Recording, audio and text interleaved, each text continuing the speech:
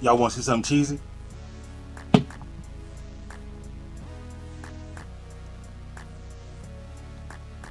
YouTube, what's going on? I am the Almighty Wolf Soul Kicks 14.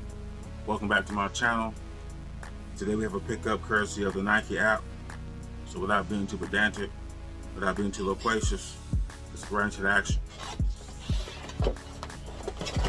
These up on the Nike app.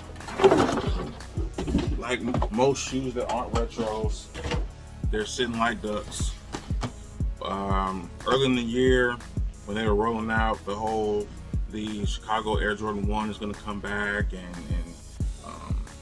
reimagine and all this kind of stuff. There were also early looks at different Chicago colorway inspired Jordans, including this one. Let's just jump right into it. The Air Jordan Legacy 312 Low in the black, white, and gem red colorway.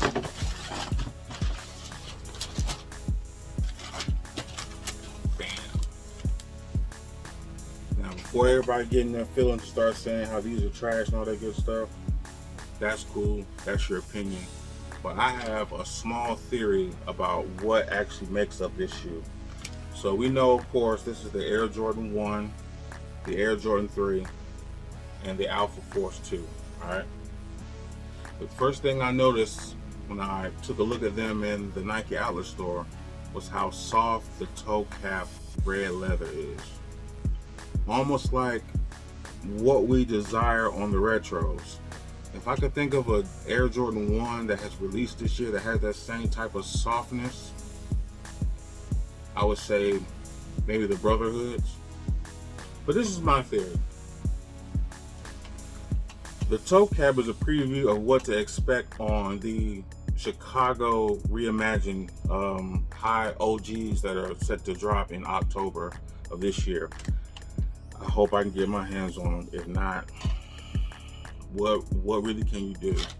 And with StockX having a reputation that's kind of sketchy right now, I highly doubt I'll pay any type of retail for them. All right, but I think these are dope.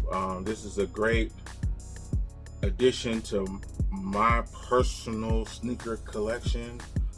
It's not like I don't have Chicago 1 lows. It's not like I don't have Air Jordan 3s. So some of you may not remember, but my first video was actually about these. And this shoe, this is my theory. If you look at the quality of the vamp, it's a step up from 2016 black and red Air Jordan 1 high OGs. All right. The rest of this shoe, if I could put a year on the Retro 3 that they may mimic to a certain extent, probably would be the 2011 black cement 3s. That's just my theory. If you own a black cement 3 prior to 2013, take a look at those and then take a look at these and tell me if it's the same or not. This shoe is comprised of quality materials on Air Jordan 1s and 3s that we're going to see this year. That's just my theory. The craftsmanship is very nice on these. The elephant print is just as good as it is on these right here. Very vibrant, very adds to the overall red theme that we have going on here. You have your size 14 tag, you have your red insole, tongue is white with a black outline. That's a very dope touch. The collar is mesh versus like a leather. Not quite like on these right here, where this is more leather with the perforated holes like on the black cement 3. Let's see here. I'm definitely not going to rock them with the strap in like this. We're definitely going to take this loose and we're going to clamp it back together. And that's how we're going to rock these right here. I'm trying to think what else I want to say about these. We already talked about the quality of leather. There was a previous version, which I may put in the video, Chicago Legacy 312 Low, with a sail kind of midsole, and back here was wolf gray cement, something like that.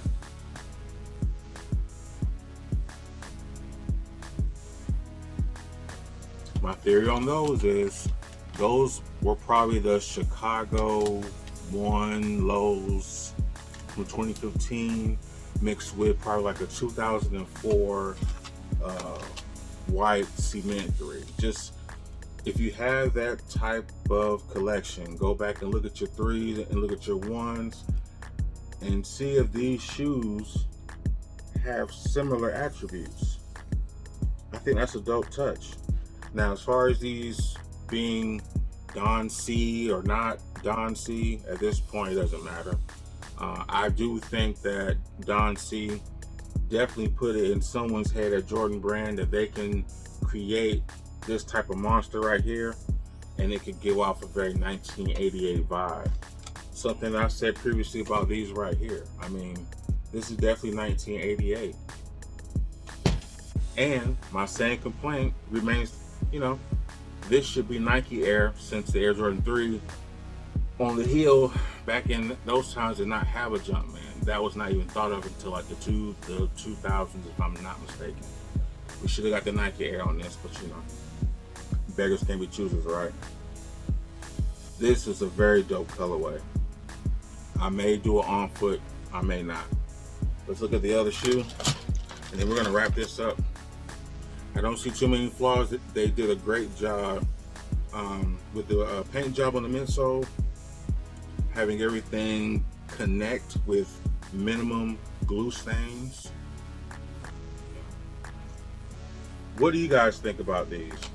I think this is probably the best colorway of the Jordan Legacy 312 in its entirety. That's the lows and the highs. I know people might say, oh, the Don C royal blue ones that kind of gave the fragment vibe. No, that's cool, but I think this is the best colorway that you can own. If you don't own the cement breads, if you don't have these, definitely make sure you have a pair of these.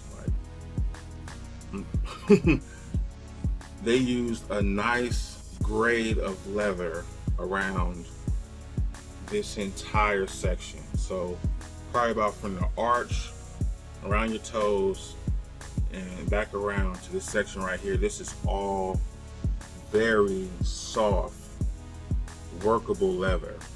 Now up here in this section, I would say 2015 Chicago Jordan 1 leather, which is very stiff. The vamp, it's not that bad. There's not a whole lot of bounce back, but at least it doesn't feel cheap like the OG 1 lows from like 2015. So that's a good thing. They may have shrunk the swoosh a little bit. Let me take a look. Let's see here. Yeah, I think they shrunk the swoosh a little bit. But what do you guys think? I think this is pretty dope. Let me know down in the comments. We're gonna do it on foot and we're gonna wrap this up. I thank you guys for watching. Make sure to like, comment, and sub to the channel. There's still a bunch of stuff that we're looking forward to. If I can get them, I'm gonna do a video. All right, you guys. Deuces.